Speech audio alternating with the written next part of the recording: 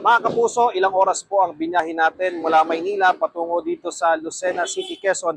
Hinahanap po kasi natin dito sa Enriquez Street, dito sa Barangay 2, yung WJ Construction. Nakapin po kasi sa bahaging yon yung address ng construction firm, pero sa pagmamagandang loob po ng mga taga dito sa Lucena, yung ilang tricycle driver, ay natuntun nga po natin itong tanggapan ng WJ Construction, Contractor, Builder, and Developer. Dito po yan sa Enriquez Street pa rin.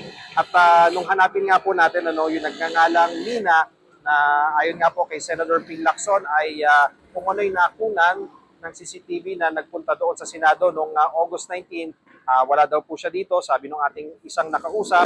Nung hanapin naman po natin yung ilan pa sa mga opisyal nitong kanilang construction firm, ang lagi na lamang po nilang sinasagot sa atin ay legal officer na daw po nila yung dapat na kumausap sa amin patungkol sa ating mga tanong.